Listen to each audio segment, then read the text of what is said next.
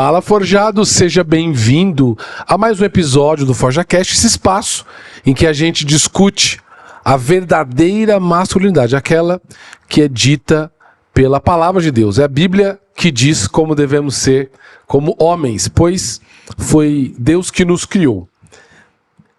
Nós vamos falar hoje sobre um tema muito importante. Nós estamos vivendo num contexto chamado de pós-modernidade. E nesse contexto de pós-modernidade, algumas questões estão sendo relativizadas. Eu sou o Enéas e não estou novamente com o reverendo Felipe. Ele está lá cuidando do pequeno Boaz que chegou ao mundo na semana passada. Que Deus possa dar saúde e abençoar ao Boaz e a toda a família. A Bíblia, ela tem a resposta clara para o papel do homem, e não a cultura. Mas muitas vezes a gente ouve a cultura, a gente se contamina por aquilo que o mundo diz, e até na igreja nós absorvemos esses conceitos. E é sobre isso que nós vamos discutir. No livro Forjados, a gente discute na semana 1 justamente a identidade do homem.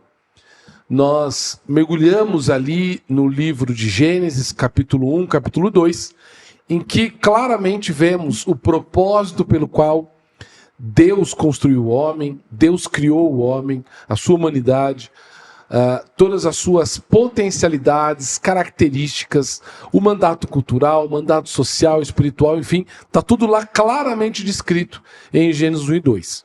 Na semana 2 a gente discute Gênesis 3, ou seja, quando a queda vem e destrói tudo aquilo que Deus havia construído.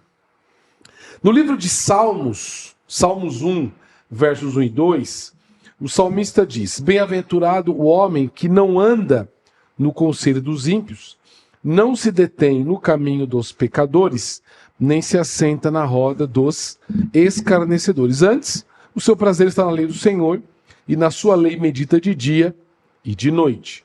Então, essa imagem, ela é uma imagem bela, que mostra que quando nós estamos fincados na palavra, quando nós estamos junto a ribeiro, sendo alimentados e nutridos, nós somos homens bem-aventurados. E quando somos bem-aventurados, não andamos segundo a cultura. Nós não entendemos e pautamos a nossa vida com aquilo que a cultura nos diz. Bom, para a gente discutir então essa tal pós-modernidade, esse vento ideológico que quer nos levar daqui para lá, de lá para cá, nós estamos recebendo o reverendo Ricardo Macchino. Ele é um pastor presbiteriano, especialista em terapia sistêmica familiar, é casado com a Luciana, pai de Ana Carolina e Mariana, está como pastor colaborador da Igreja Presbiteriana Metropolitana de Campinas e está conosco aqui hoje. Reverendo Ricardo, muito obrigado pela sua presença conosco. Uma alegria estar com vocês. Eu que agradeço o convite, é um privilégio. Muito bom. Bom, vamos começar entendendo, Ricardo, o que é essa pós-modernidade? O que é essa crise da masculinidade na pós-modernidade? Por que o homem está confuso sobre o seu papel? Uma das coisas que talvez fique fácil para alguns lembrarem, até o final do século passado, a gente vivia, pouco menos, no que é chamado modernidade. Então, nós vivíamos debaixo de valores que eram muito bem estabelecidos pela cultura. Mas à medida com que a cultura foi mudando, ou as mudanças tecnológicas também aconteceram, começaram a haver dentro da nossa cultura uma migração. As pessoas não são mais movidas por um valor ou por uma verdade, elas são movidas pelo sentimento ou aquilo que ela acha que é a verdade. A gente vai tendo hoje as crises, né, ou as guerras de narrativas que a gente vai tendo, e à medida com que a pós-modernidade foi crescendo, uma das coisas que gerou é esse processo de diluição dos valores, aonde cada vez mais as pessoas pensam e andam segundo o que sentem e o que acreditam. E aí o confronto que nós vivemos, ele acaba sendo antagônico, porque quando nós pensamos que nós tivemos uma experiência onde nossos olhos foram abertos por aquilo que Jesus fez na cruz e nos encontramos com Deus. A sabedoria bíblica vai dizer que isso é uma verdade absoluta. Na pós-modernidade não existe mais isso. Na pós-modernidade, você passa por um processo de plural. Cada um constrói a sua divindade conforme ele deseja. Da experiência para com Deus, esse Deus trino, criador dos céus e da terra, ele deixa um livro, que é a palavra de Deus, e nesse livro está a revelação, ou como você citou, as orientações de como nós devemos viver, inclusive a própria masculinidade. Quais são as orientações? O texto diz que Deus criou homem e mulher. Só que a pós-modernidade, ela vai se cada vez mais deteriorando, ou o tecido moral, cada um faz, talvez como o livro de Juízes, conforme a sua cabeça. E qual que é o grande desafio? O grande desafio hoje é que, como cristãos, a gente vai ter esses princípios de não viver segundo a influência da cultura, não se assentar à roda, não ser influenciado e não se assentar à roda. Esse é um grande desafio. É quase como se a gente vivesse nos dias de hoje numa época de exílio, onde a maior parte da cultura acha engraçado as nossas decisões, porém, a gente sabe, né? O profeta Isaías diz que o ímpio não tem paz. Mas nós que encontramos o Senhor Jesus, isso transformou a nossa história, precisa transformar também a nossa masculinidade. E transformar a masculinidade na pós-modernidade é a gente não ser ou identificar de uma forma clara algumas das coisas que corroem os valores e os princípios. Uma das coisas que o Senhor Jesus diz, ele diz que aquele que o ama, guarda a sua palavra. E nós, como povo de Deus, como filhos de Deus, como gente que foi redimida pelo sangue, a gente precisa se voltar para a palavra, para com que a palavra funcione talvez como um filtro diário, aonde algumas das influências da nossa cultura que começam a diluir a Bíblia dentro da nossa, seja do coração ou da mente, consiga ser tratada ou confrontada. Portanto, a gente começa o século XX com a modernidade, vamos transicionando para a pós-modernidade, e o que a gente percebe é que ao longo do século XX, a figura masculina ela vai sendo desconstruída na mídia, na família e, infelizmente, na igreja. Como que a cultura fez essa desconstrução? À medida com que acontece o processo de independência feminina, muitos que apoiavam a sua estrutura no machismo começam a ter a estrutura familiar balanceada ou até mesmo destruída, porque a mulher passa a questionar algumas das posturas que não eram baseadas na sabedoria bíblica ou nas orientações de Efésios capítulo 6. Em paralelo a isso, a pós-modernidade ela valoriza esse processo da sensibilidade, ou a função multifuncional que as mulheres têm. Então, elas ganham espaço, muitas vezes, aonde o homem começa a perder e muitos começam a se questionar sobre a sua competência, o seu valor. Alguns começam a querer imitar as mulheres e não entender que cada um foi criado com condições e qualidades. O casamento, ele não é para ser uma disputa, mas ele é para ser uma soma. Então, à medida com que a cultura cresce, os homens recuam nesse processo, muitos homens deixam de entender o que é liderança bíblica, né? Vamos pensar dentro de casa, se o homem é o líder, é aquele que está disposto a ir para frente da família e tomar um tiro pela família. Mas muitos homens começam nesse processo a se acovardar, delegam todo o processo de educação das crianças para as mães e cada vez menos, e inclusive até mesmo o próprio processo de liderança espiritual, muitas vezes hoje é delegado a muito mais as mulheres, sendo que o sacerdote, se a gente for usar um termo bíblico, é o marido. Um outro termo presente na cultura é a masculinidade tóxica. O que é masculinidade tóxica à luz da cultura?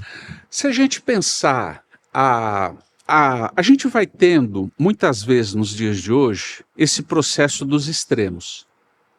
Quando nós pensamos na questão dos extremos, a gente vai ter um processo onde o feminismo ganha um peso exagerado, e a gente vai tendo cada vez mais o processo da masculinidade diminuindo. Qualquer atitude, talvez se a gente pudesse pensar de uma forma positiva ou proativa, uma masculinidade tóxica é, na minha opinião, a questão do machismo, de achar que algumas coisas se resolvem com a força. A gente nunca viu um aumento tão grande do próprio processo do feminicídio, né? E esse processo que empurra para longe a construção de uma vida a dois. É quase como se alguns homens esquecessem que, por exemplo, a orientação de Efésios 6 é amar a esposa.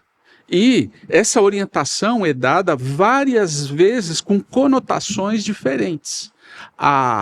E à medida com que eu entendo que eu sou desafiado a amar, não é um sentimento, mas é uma atitude de doação, de servir, de altruísmo, de cuidado, essa não é uma masculinidade tóxica. Mas nos dias de hoje, como reação ao feminismo exagerado, você tem a masculinidade onde muitas vezes continua querendo reproduzir a questão do machismo ou de se pisar e não de se tratar a esposa como parte ou metade da vida aonde se soma a qualidade de cada um deles, ou de cada um dos lados, né?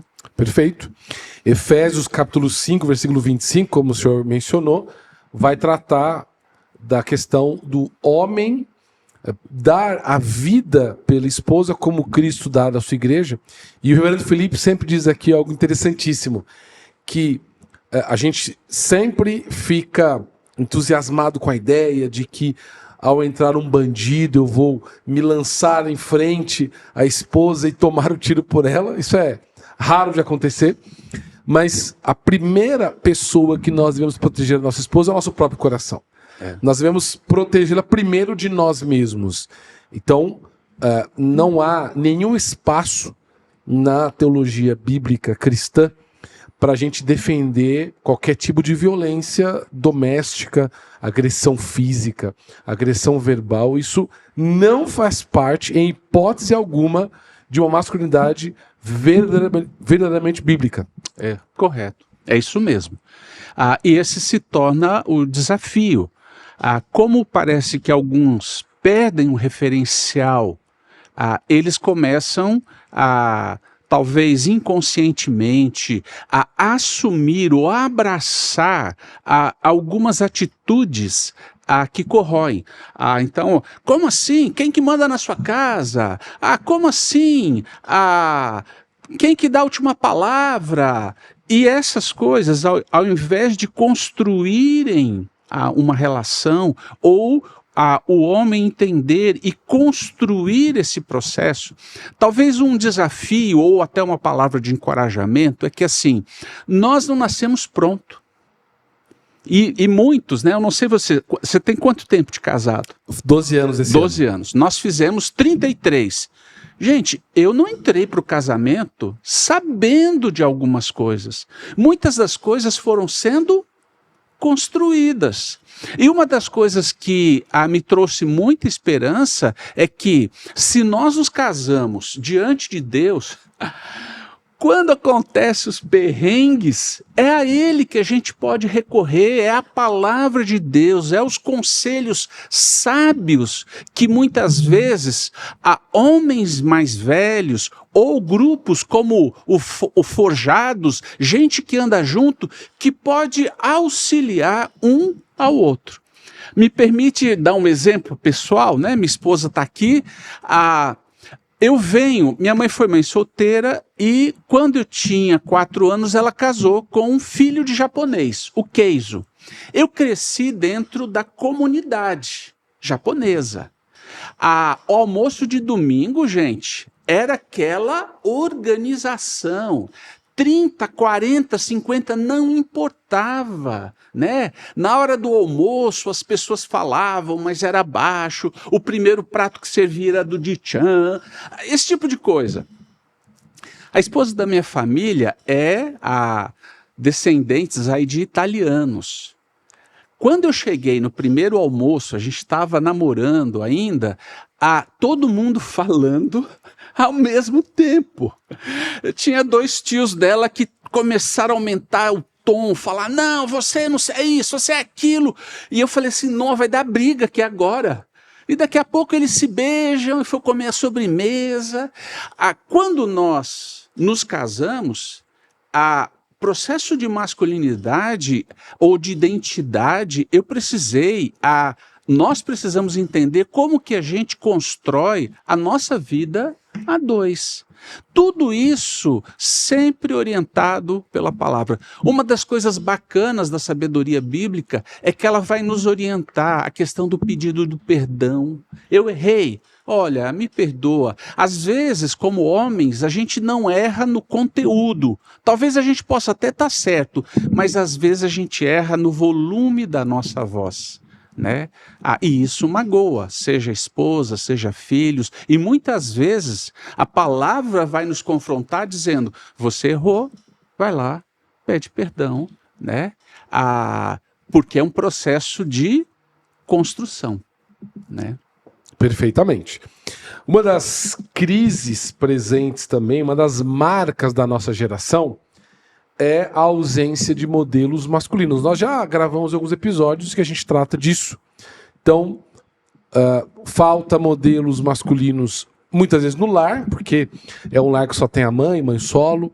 Falta na igreja, falta na sociedade que exalta modelos femininos e não fala de modelos masculinos. Então, nós vamos falar daqui a pouco sobre modelos de homens logo depois dos nossos comerciais. A gente já volta.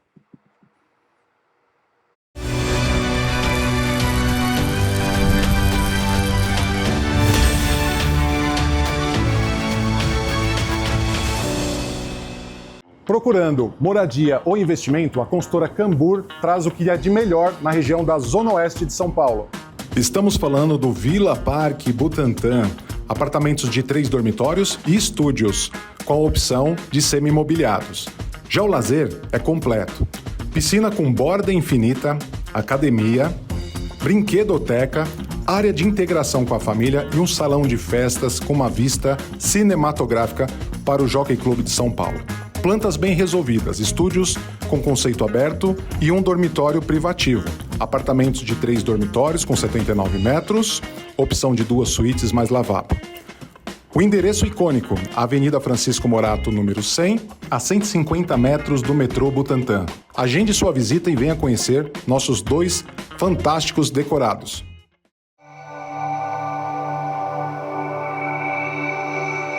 Muitas pessoas sabem que podem ir além, mas não sabem qual é o próximo passo.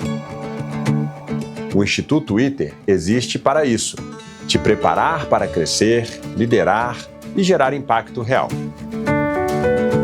Com cursos livres, MBAs e programas personalizados para equipes, unimos conhecimento aplicado, professores com larga experiência e formatos flexíveis, para que você evolua com consistência e esteja pronto para cumprir o seu propósito.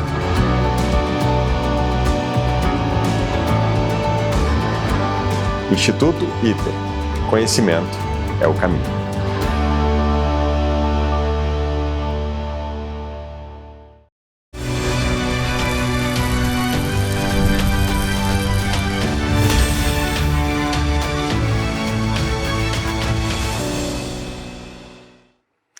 Estamos de volta.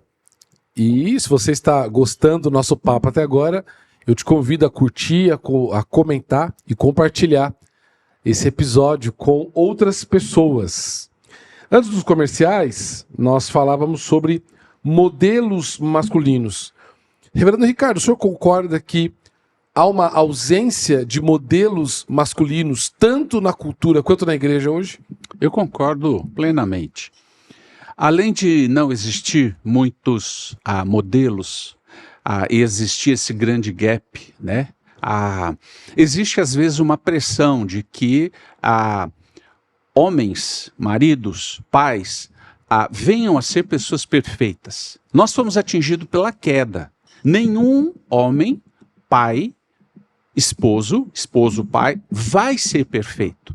Mas o desejo de crescer como homem, e aí como filho de Deus, como servo do Senhor, como marido e como pai, é um processo que envolve amadurecimento. E infelizmente, nos dias de hoje, muitos são jovens que estão entrando dentro da relação conjugal de uma forma muito imatura. E isso vai gerando uma enorme quantidade de problemas dentro do casamento. É como uma bola de neve, né? Aonde muitos, infelizmente, eu até costumo dizer no aconselhamento pré-nupcial, já entram com as suas malinhas prontas, do tipo, não, se não der certo, separa, mas não é essa a visão. Biblicamente, ou sabedoria bíblica, diz que casamento é para a vida toda. Não é para no primeiro problema nós dizermos assim, nós temos incompatibilidade de gênio. Aliás, quando as pessoas chegam e me dizem isso, o que eu começo a pensar na realidade, o que está acontecendo é que existe falta de amor. Às vezes do marido, às vezes da esposa, na disposição de construir a vida a dois. E o fato de nós não termos muitos exemplos, a nossa cultura nos pressiona a esse processo de assim, vamos jogar fora, tá difícil. Vamos desistir. Quem sabe você vai encontrar a sua cara metade. À medida com que nós casamos, a pessoa com quem nós casamos, ela é, segundo a sabedoria bíblica, a nossa cara metade. Mas Deus é quem pode unir. Eu gosto muito do texto de Eclesiastes quando fala o cordão de 3 dobras. Não se rompe facilmente. Eu sei que existem algumas outras interpretações, mas para mim, quando eu penso naquilo, eu entendo que um cordão sou eu, um cordão é a minha esposa, mas o outro, que é o que dá sustentação, é Deus. Né? E antes de tomar decisões de rompimento, eu preciso voltar para Deus. Essa época do descartável muitas vezes pode impactar os relacionamentos descartáveis. Agora, reverendo, nesse contexto de preparar para o futuro, como que um pai pode preparar filhos, filhas, para resistirem à pressão da sociedade. Muitas vezes a impressão que se passa é que os pais atuais, eles querem facilitar tanto a vida dos filhos que eles não preparam os filhos e filhas para a dura realidade da vida. Por mais que seja contracultural, isso que eu vou dizer, ou constrangedor, pais precisam permitir com que os seus filhos enfrentem a contrariedade. Nesse processo de, eu quero dar para o meu filho o que eu não tive, muitas vezes faz ou leva pais ao processo de não assumir a responsabilidade de ensinar limites. Eu sei que cada vez mais tem se tratado sobre a questão de violência e muitos pais hoje optam por não aplicar nenhum tipo de limite. Não vou dar nenhuma chinelada ou uma varada. Mas aos pais é da responsabilidade deles ensinar limites. E muitos pais não querem ensinar limites aos próprios filhos. E dentro dessa pós-modernidade ou desses valores, existe assim, às vezes eu ouço pais dizendo assim que o anseio dele é ser grande amigo do filho ou a grande amiga da filha. E a minha grande preocupação, se você pensa dessa forma, é amigo e amiga. Seus filhos podem ter muitos, mas pais é só você. E ninguém vai dizer para os seus filhos as coisas erradas que ele faz. Porque, como você disse, numa cultura cada vez mais descartável, todo mundo deseja ser aceito. Então, nesse processo de ser aceito, ninguém vai dizer para o seu filho que ele fez de errado, foi mal educação ou qualquer coisa do tipo. Mas o desafio que Deus deu é a você. A ensinar os caminhos do Senhor. Esse, inclusive, é o voto que nós fazemos quando batizamos os nossos filhos, de ensiná-los a amar a Deus como nós amamos. Então, um grande desafio passa os nossos filhos quando chegam na adolescência, o que eles querem saber é se aquilo que nós dizemos que é verdade a respeito de Deus é verdade na nossa vida. Se nós não cultivarmos uma espiritualidade onde nós reconhecemos a nossa pecaminosidade, as nossas fraquezas, mas o desejo de crescer, isso é chamado santificação, de andar perto de Deus, eles não vão ver esse processo de coerência. E aí não adianta delegar a igreja. A igreja pode ter instrumentos excelentes de formação ou de informação, mas a formação ela vai vir aí de casa. Além de uma cultura descartável, reverendo Ricardo, a gente percebe também uma sociedade egoísta, cada um correndo pelo seu, cada um buscando aquilo que lhe interessa. E um dos elementos que pode deixar isso claro para nós são as telas, são o isolamento e a pornografia. São elementos presentes na vida de homens pós-modernos. E isso é um sintoma do afastamento de Deus? A tecnologia em si, ela não é ruim. Mas nós vivemos num mundo desconectado de Deus. E aí, a gente não pode ser infantil ou ingênuo de não acreditar que existem mecanismos dentro da natureza pecaminosa, no nosso mundo ou sistema que nós vivemos e os próprios principados e potestades, que agem em forma de nos distanciar de Deus. Então, o fato de você ter na palma da mão um celular que te dá muita informação é uma bênção no sentido de facilitar a vida, Porém, se não for algo que você usa e domina, começa a ser prejudicial e começa a te influenciar. Você vai ali no feed, girando, girando, girando, vão aparecendo um monte de coisas.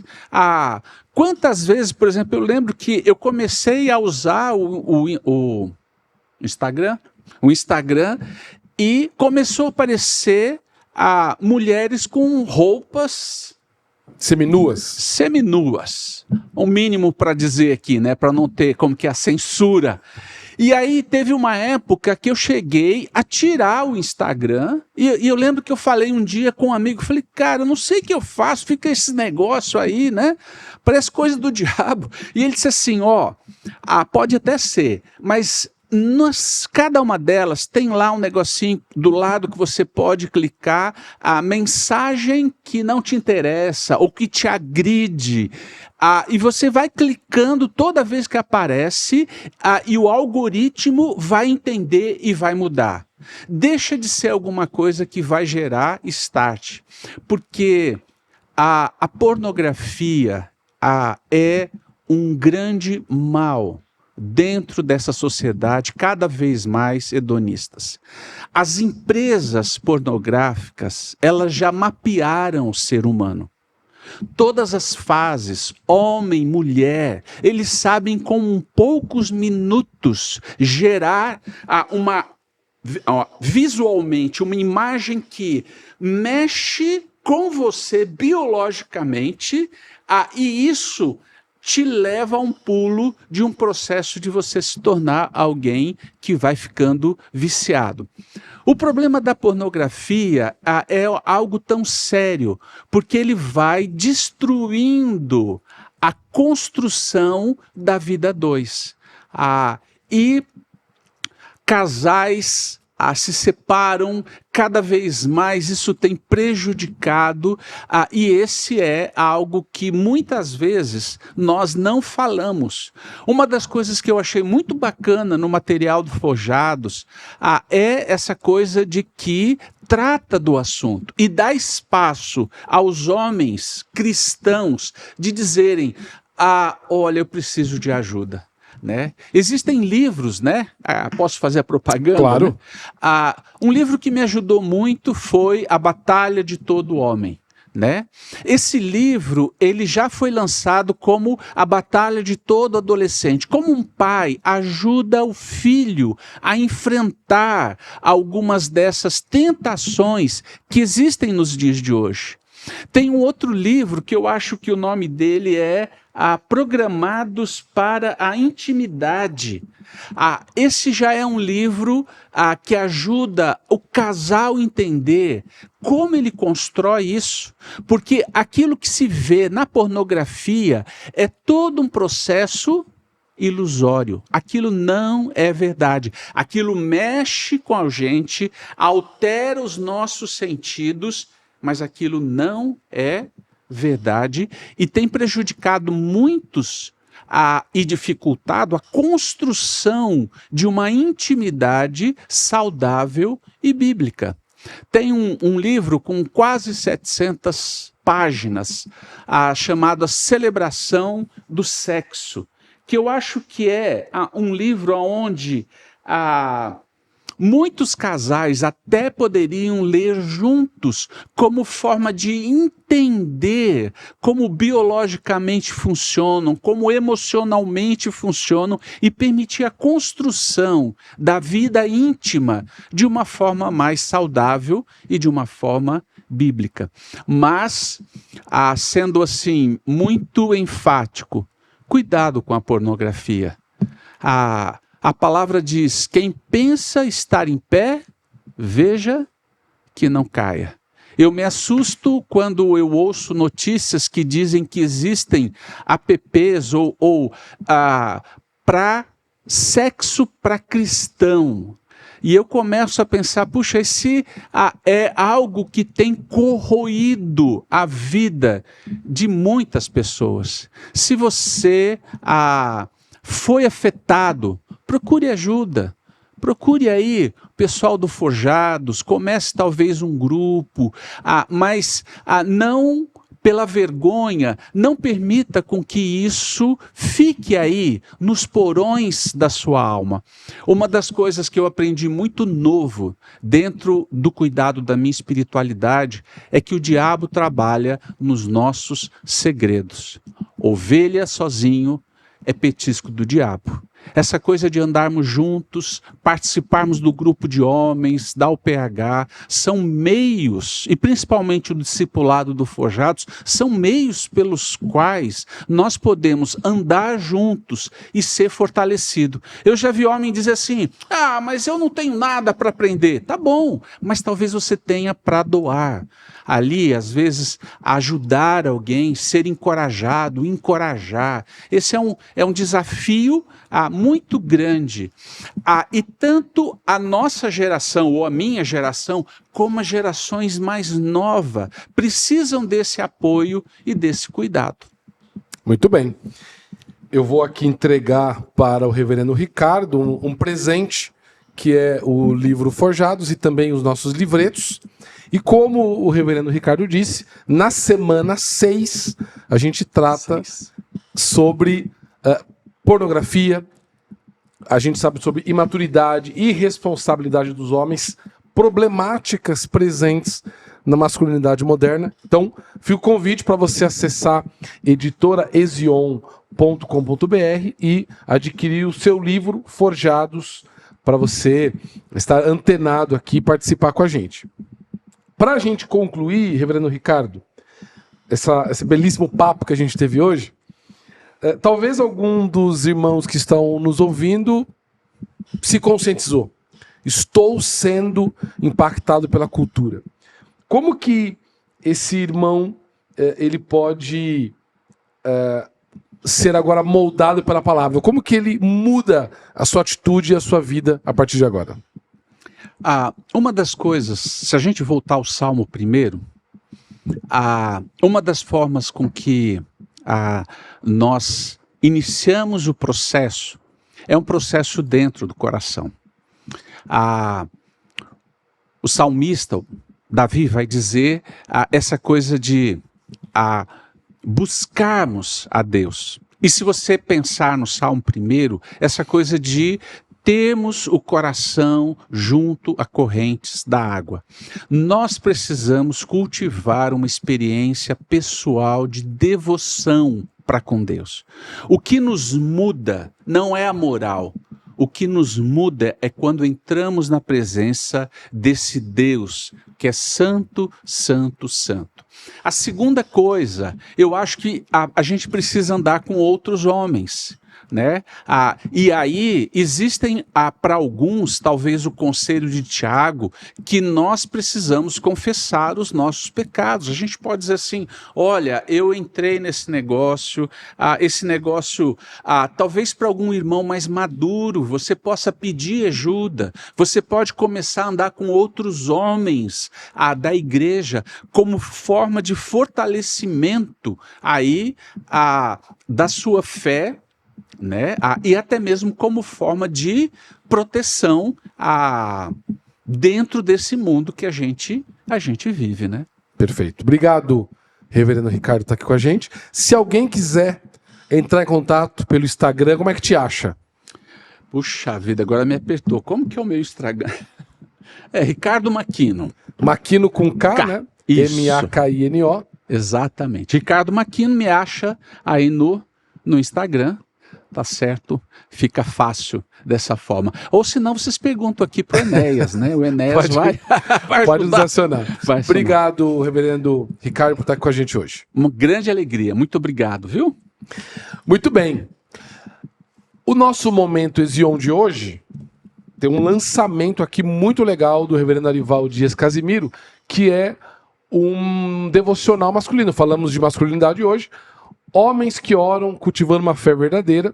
Então tá aqui, é um devocional de 90 dias, então você pode usar aqui para suas devocionais, tratando sobre fé, tratando sobre elementos importantes da nossa vida espiritual.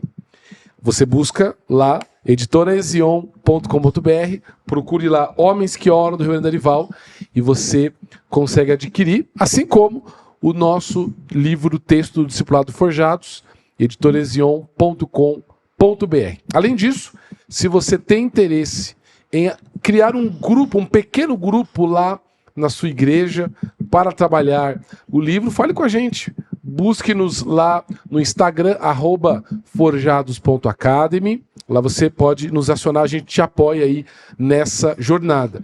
Pode também mandar um e-mail para a gente, forjados@ipepinheiros.org.br. E também pelo WhatsApp, vai aparecer na tela para você o nosso número, você pode entrar em contato com a gente também. Aproveito para te convidar para você ouvir os outros episódios lá no canal da EPPTV do YouTube, tem lá em podcast, nas playlists ForjaCast, você consegue maratonar os outros episódios, assim como no Spotify, busque lá ForjaCast no Spotify, nos ouça quando você tiver alguma atividade, e também no Apple Podcast. A gente se encontra no próximo episódio. Muito obrigado pela sua audiência. Que Deus em Cristo te abençoe. Até a próxima.